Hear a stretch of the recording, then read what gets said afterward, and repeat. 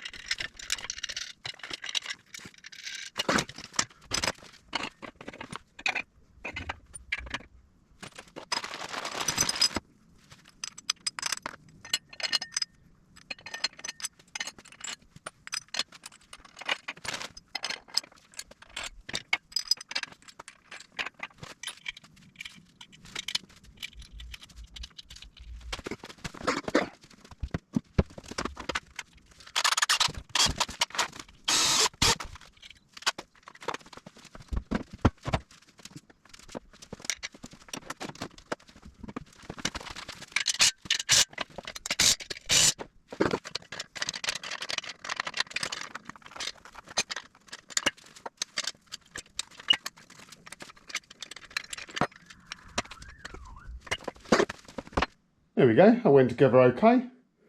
There was just one thread that was a bit sticky, and one of the holes wasn't drilled all the way through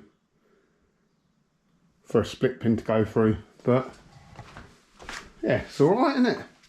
I'm worried it looks a little bit small. I suppose it's all going to be alright actually, thinking about yeah, should be okay for a mini, shouldn't it? Says it takes £1,000. The only difficult bit, I reckon, this is the plate that you need to mount to the actual engine, so you need to find some fixings on the engine which tally up with those mounting points, which might be a bit tricky. Right, so there is a problem with that engine stand in that the bracket that mounts to the engine is really designed to go on sort of the bell housing end, like you would do with an inline engine with a gearbox behind it or beside it, but of course in a Mini the gearbox is slung underneath, so the bracket needs to go on the side. So I've had to do some modifications to this brackets. I did look on YouTube, watch what some other people had done, and I've kind of replicated what they've done, although I've seen a few people now which have used these pickup points for the oil filter housing and then the alternator bracket, but I haven't seen anyone use the distributor hole, bolt hole, probably because it's not straight, it's off at an angle, which is why I've got that big washer on there, but it's just a bit of extra security. I know the bolt's on the piss, but most of the clamping will be done at this end. So yeah, this is really, I've got some sort of nuts to space things out underneath. I've got a couple of washers under here. I didn't have to modify the bracket a little bit. I've had to chop the corner out here. I've had to shave a little bit off, a little bit of a chamfer on the back of here, but as you can see, that almost was ready made for that hole. And then the rest is just drilling holes. So I had to drill 1, 2, 3, 4 holes in that bracket. And all the original cutouts are still there, so if I wanted to use it for another engine, I still could.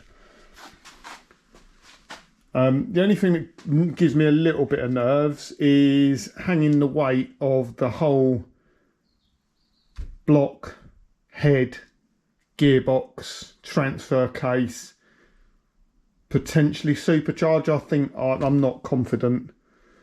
That's a bit too much weight to hang from it, so I'll probably just use it for the block and then mounting the gearboxes on. To be honest, once the gearbox is on, it's much easier to manoeuvre the engine. Right, so there is the engine on the stand. Forgive me for the painting, I'm halfway through it, so not the finished article. But yeah, it's all good. Quite pleased with that. For including delivery, it's £40.99. You cannot beat it. I did obviously have to do a bit of playing around with the bracket, but that's all on there now. There is a locking pin to lock it in place. The only thing I would say is that is kind of the natural balance angle of it, just because the bracket's offset. So if you want it upright, it takes a bit of effort, but it's quite easy just to rotate it fully around by hand. It's only one hand doing that as well. So yeah, I'm pretty pleased with that. So I'm not confident we're putting the head on and the gearbox on, although I'm probably over worrying it. We're quite securely fixed in here.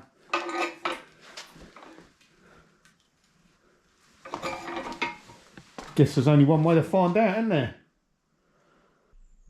Right, so here's my block. I'll go into more detail about the engine build as we go through. First thing I'm going to do is paint it though. So this has been laser cleaned. So majority of the paint has come off with a laser cleaning. Not all of it, but it's good enough to prep for painting. Interesting thing I find with most metal, especially sort of cast iron, this looks completely dry, but when you apply heat, like I'll apply a blowtorch with it, moisture comes out the metal. So now I tend to warm it up before I paint it. You'll see what I mean. So it looks dry, and then when you start heating, you can see, can you see water coming out of the metal?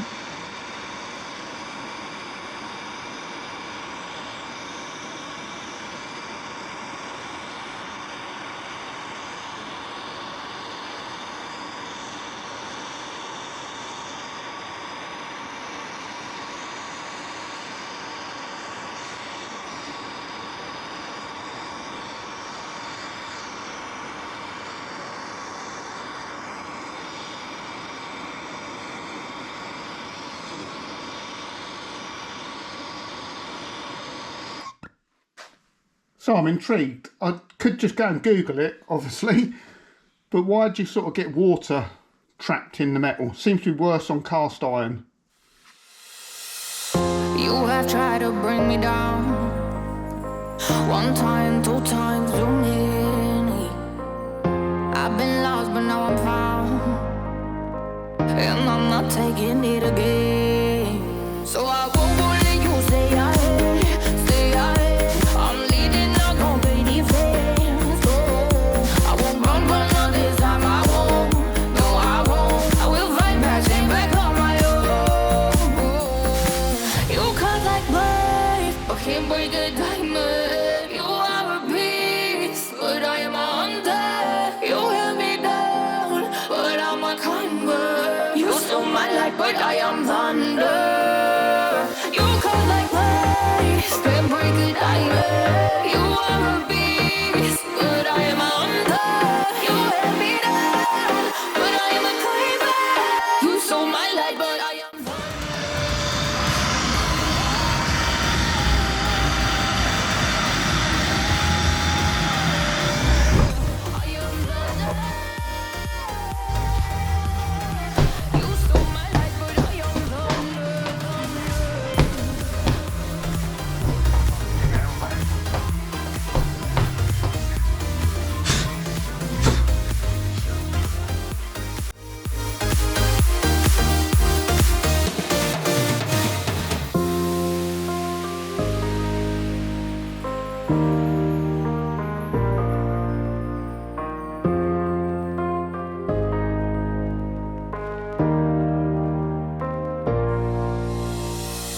You have tried to bring me down. One time, two times, too many. I've been lost, but now I'm found, and I'm not taking it again. So I won't let you stay ahead, stay ahead. I'm leading, not gonna play defense. Leading, not gonna play defense. I won't run all this time. I won't, no, I won't. I will fight back, stand back on my own. So I won't.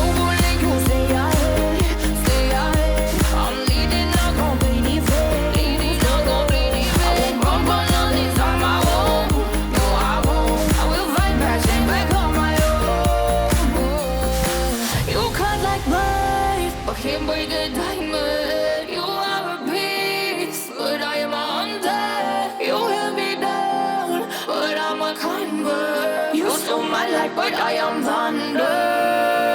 You cut like glass, can't break a diamond. You are a beast, but I am a hunter. You held me down, but I am a climber. You stole my light, but I am thunder.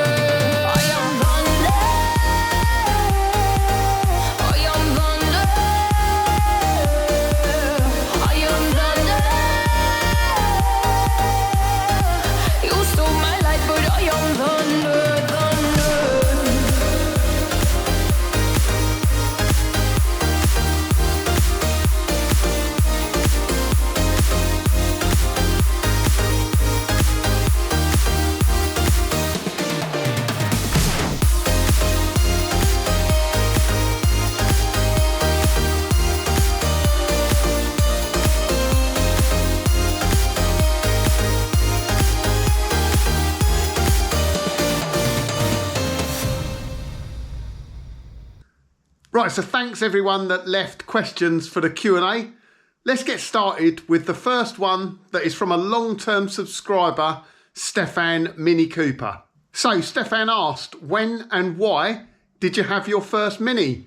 Well, I passed my driving test in December 1992. I didn't really have an intention of getting a Mini as such.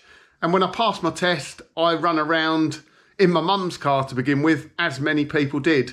I worked in a garage then as an apprentice, earning, I think it's £47 a week. It wasn't much money. And the boss's son bought his wife a Metro GTA for Christmas. So it was a G-Reg blue Metro GTA. It was absolutely awesome.